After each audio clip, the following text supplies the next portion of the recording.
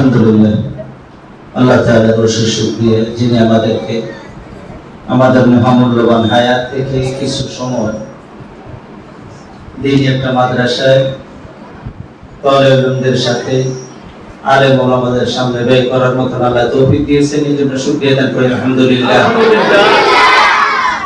এই মাদ্রাসা আসরিবিতে প্রতি বছরের ন্যায় এই বছর অভিভাবক সমাবেশ হয়, মাহফিল হয়, বিভিন্ন দাওয়াত হয়। আর মাদ্রাসার উসিলায় ছাত্ররা মুরব্বীদেরকে মুরব্বীর যে সম্মান এটা দিতে শিখে। কি বলেন? আলহামদুলিল্লাহ। আপনারাই বলেন, এই এলাকাতে সালাম আগেও ছিল, এখনো আছে, তবে বেশ কম আছে। কি আছে? বেশ কম আছে। এই ছাড়াতে আমাদের গ্রামের ভাষায় কি বলে? ছাড়া বাড়ি।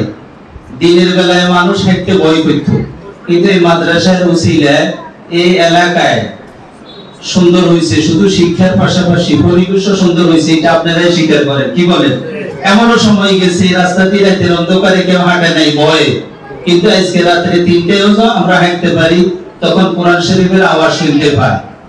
এখন 4টা থেকে ক্লাস শুরু হয়, শেষ রাত্রে হেফজখানার ক্লাস কটায় শুরু হয়? 4টায় শুরু হয়। যারা সচেতন তারা বলতে পারবে মাদ্রাসায় আল্লাহর কোরআনের তেলাওয়াত হয়। আর আমাদের হযরত হাফেজ মাওলানা হাফেজ আব্দুর রহমান সাহেব হুজুর সুন্দর ভাষায় আমাদেরকে এই জিনিসটাই বোঝানোর চেষ্টা করেছে। আমি একটা ঘটনা বলি হুজুরের সামনে শিক্ষার জন্য। আমরা উলামায়ে কেরাম অনেকে চিনি, পাবলিকের মধ্যে অনেকে চিনি।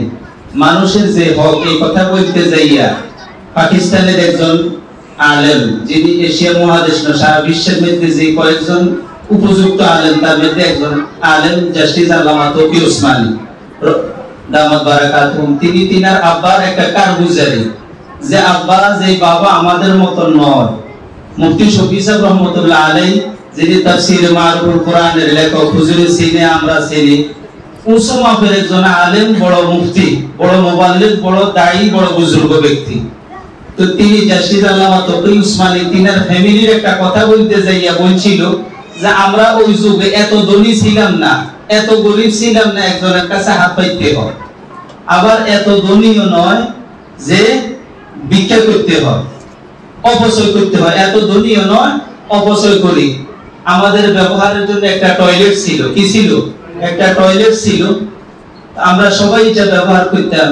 টয়লেট থেকে আসার পরে ডিলা ব্যবহার করার পরে বাইরে সাবানদানি ছিল, হাত মোছার জন্য একটা গামছা ছিল বা তোয়াইলা ছিল তৎকালীন যুগে। আমার আব্বা টয়লেট পরিষ্কার করি বাইরে আসছে, নির্দিষ্ট জায়গায় গামছাটা পায় নাই। তখন তিনার একটা অভ্যাস ছিল, সকল ছেলেদেরকে, ফ্যামিলির সবাইকে একত্রিত করলে একটা ঘন্টা বাজাইতো। বেল, আগের দিনে রেল লাইন, এটাতে আওয়াজ দিছে, আমরা সবাই বুঝছি যে আব্বা আমাদেরকে তলব করছে। দ্রুত গতিতে আমরা সবাই তিনার সামনে যাওয়ার পরে তিনি বলতেছে, এই গামছাটা কই? এই গামছাটা যে এখানে ছিল কই? তো একটা ছেলে বলতেছে, আব্বু আমি এখান থেকে অন্যত্র সরাইতেছি। কেন তুমি অনুমতি ছাড়াই গামছাটা সরাইলে? আমাদের থেকে অনুমতি নিছনি? কয় না। আমি যে 2 মিনিটের জন্য গামছাটা টোগাই পেরেশান হইছি, এটা কি ভালো না খারাপ হইছে? খারাপ হইছে। এটা ন্যায় হইছে না অন্যায় হইছে? অন্যায় হইছে। তুমি তো আমার সন্তান, ফ্যামিলির সন্তান, আর আমি একজন বাবা, উপযুক্ত বাবা, সেটা আমি বলতেছি। তিনি একজন উপযুক্ত বাবা বলতেছে, তুমি আমার সন্তান হওয়ার কারণে আমি এই সামান্য অপরাধ মাফ করে দিলাম। আমি কি করে দিলাম? মাফ করে দিলাম। আল্লাহ পাকের আদালতে খেয়াল রাখিও, এই যে গামছাটা এখান থেকে অন্যত্র সরাইছো, আল্লাহ তাআলা এই জিনিসটাও তোমাকে মাফ করবে না যদি দুনিয়াতে থাকতে এটা মাফ না নিয়ে নাও। এই কথাটা কখন বুঝছে? যখন আল্লাহ পাকের গোলাম হিসেবে স্বীকৃতি পাইছে, আল্লাহ পাকের ভয় অন্তরের ভিতরে আছে, বাবাও বুঝছে, ছেলেরাও বুঝছে। আর ছেলেরা কেমন ছেলে?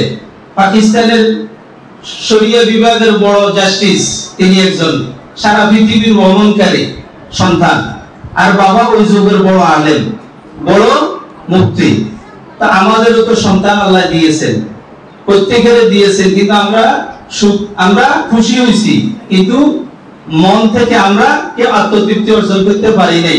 যদি আমরা সন্তানকে ওইভাবে সুশিক্ষায় শিক্ষিত করতে পারি, তো আমাদেরও লাভ। আপনাদেরও লাভ। হুজুর সর্বশেষ এটা দিয়েই ফিনিশিং দিছে, যারা মাদ্রাসায় পড়ে, হাফেজ হয়, আলেম হয়, শুধু তারাই জান্নাতের মালিক হবে তারা নয়, যারা যাইতে পারে নাই, দিতে পারে নাই, তারা যদি এদেরকে সর্বোত্তম সহযোগিতা করে, তারাও ইনশাআল্লাহ আশা করতে পারি আল্লাহ তাদেরকে জান্নাত দান করবেন। কি বলেন?